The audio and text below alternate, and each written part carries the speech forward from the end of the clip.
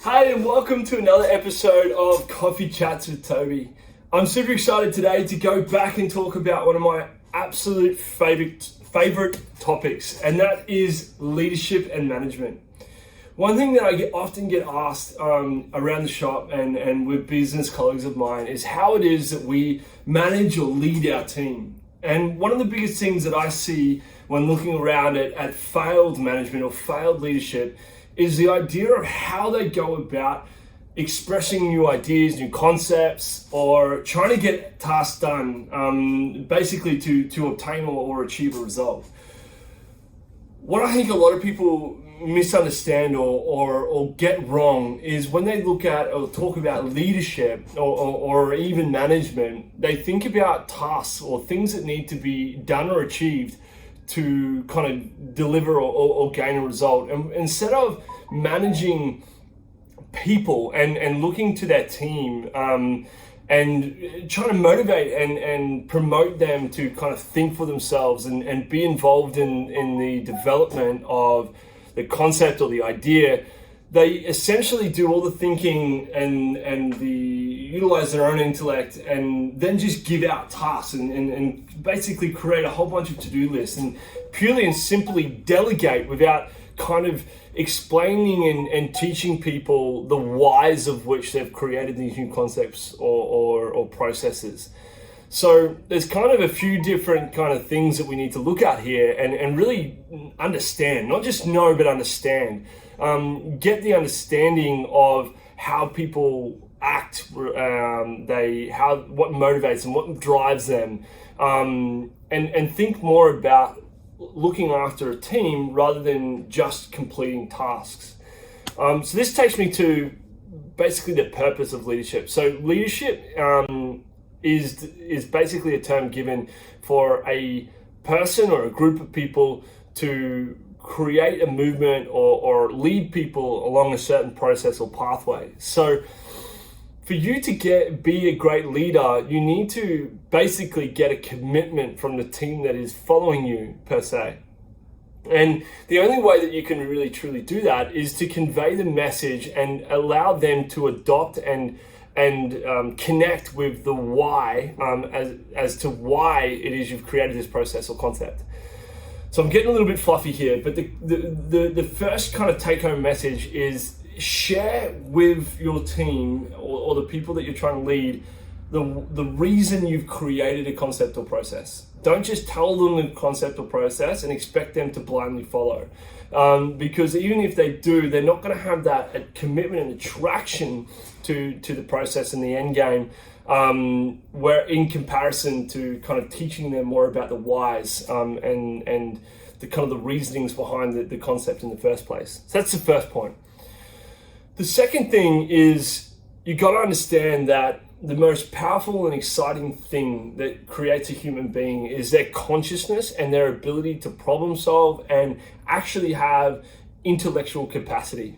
So basically what I'm saying here is don't try and take out the biggest gift that we are given to be a human and deliver or create a process that makes people not think and just follow a set of rules. Because what you'll get is you'll get a completion of the task or a completion of a set of rules or completion of a process that may not actually necessarily get you the result that you're looking for.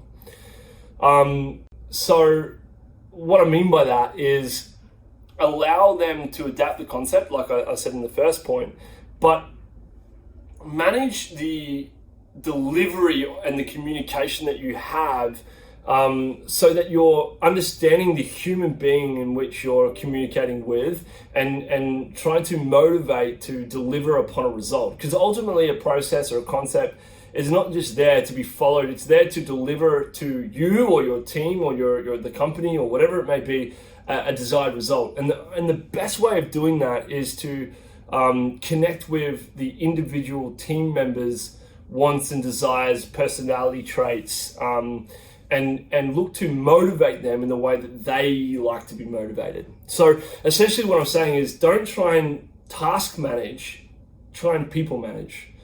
That's how you become a good leader. Whereas if you're trying to manage your own time and your own productivity, that's where you look at task management. So the task management of yourself is very, very different to leading a team. And I feel that is probably the most poorly done concept of leadership. They think that I'm the leader, I'm going to develop these tasks, and my team are just going to follow that because I'm their leader and I told them to do so. Even if they do just blindly follow and do what you've told them to do, the productivity and the desired result that you obtain from that is going to be far, far, far worse off than if you actually involved them in the process and motivated them and prompted them even to come up with the process themselves. So I'm a big fan of asking questions. If I want a team member of mine, a manager of mine, to deliver upon a result, oftentimes I'll ask them the question and involve them in my thought processes. So I'll be like, look, we're after more clients to see in this given condition. We really want to enable our practitioners to get more experience with Parkinson's disease, for instance. How do you think we could go about doing that? How do you think we could go about giving our opportunities for our practitioners to learn more about Parkinson's disease?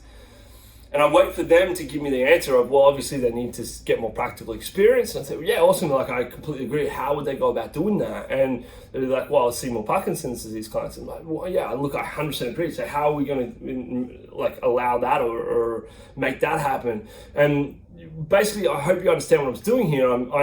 I'm involving them in the process, asking questions to make them think about it and ultimately own the process themselves. And hopefully what I'll then do at the end of that conversation, when we've come up with an idea or a way of achieving a desired result, I'll then ask them why it's important to them and how it is that's going to benefit them in the long run. Like, are they interested in the better treatment of Parkinson's disease clients? And if the answer is yes, that's wonderful. If not, I look for a different way of communicating this desire. It might be that they just love helping their practitioners grow in neurological conditions. So therefore, that's the way that I'll communicate to them. And from one manager to the next, it might be the same desired result, but a completely different way of communicating. Because again, I'm managing people. I'm not managing tasks. So every single person is going to have a different set of ideologies and upbringings and thought processes around essentially the same result and process. Went on a huge tangent there, guys, or a big ramble at least, but I hope that's kind of giving you a bit of an understanding. It's basically what I'm desiring you to do is to see a difference between task management of your own time and your own tasks that you need to achieve, and people management or leadership where you're having to kind of work in with their styles and what is important to them. Don't try and task manage people, because then you'll just get a completion of tasks, not necessarily the desired result that you're looking for. Thanks very much for listening, guys. I've had a blast. I really, really love this topic and could talk about this for days on end, but you've got a weekend to get to, so please go and enjoy yourselves, and I look forward to catching up with you again next time, my friends. Until then, look after yourselves, stay safe, and I'll catch you next weekend.